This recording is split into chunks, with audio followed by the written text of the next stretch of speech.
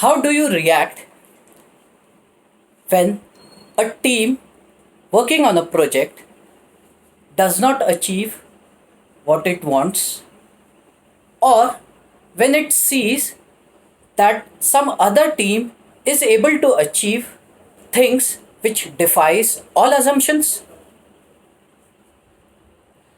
Good morning, fellow Toastmasters and dear guest.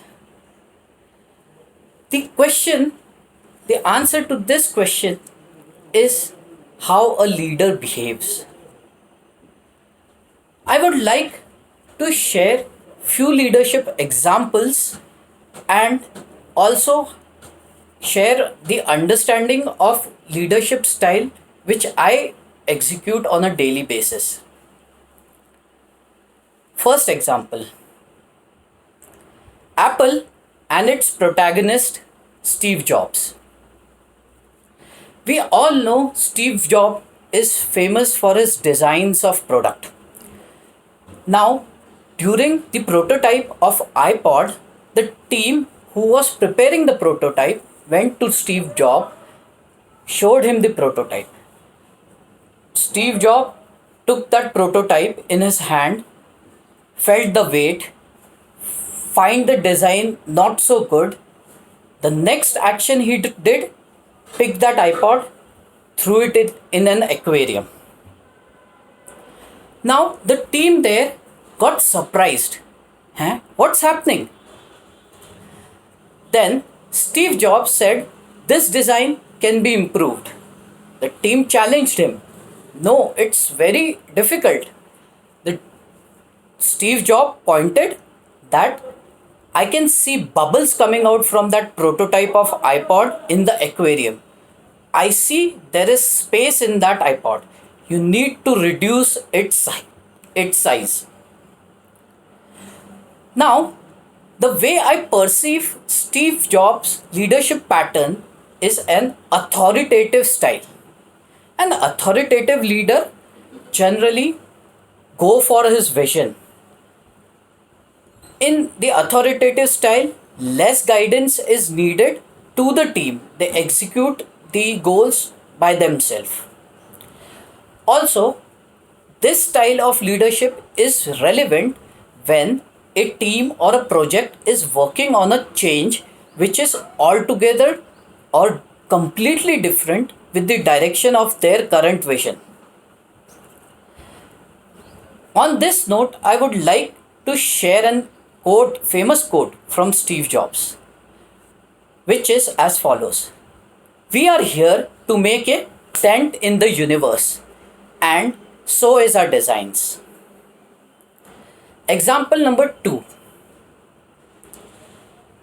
Mahatma Gandhi and Dandi March. As everybody here knows the significance of Dandi March and its relevance in Satyagraha movement. Gandhi ji started the Dandi March, but the march was not kind of planned by Gandhi ji. So the way I perceive leadership style of Mahatma Gandhi ji in this scenario is presenting leadership style. Now in this, what happens is, the purpose of this leadership style is the leader tries to execute the plan, the leader leads by example. Also, the leader doesn't have to work upon anything. The team is so much motivated that it takes the plan for the leader. So this is how I perceive the leadership style of Gandhi ji, because in this case Gandhi ji didn't prepare a full-fledged plan of how he would walk from Sabarmati to Dandi, or didn't plan for all the risk or challenges which would come in this. And as he started with his march, more and more people joined the movement and the motivation was up. So on the same note, one quote which strikes me is, if you want to change the world, be the change, is what a quote given by Mahatma Gandhi.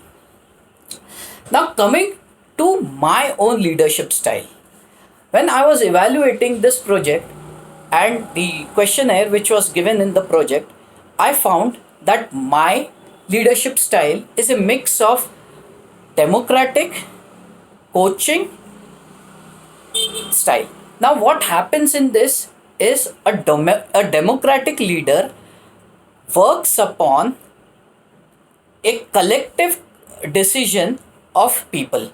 So what I feel that, or what the way I execute my leadership pattern is, I base my decision on a collective decision of my team, of my peers.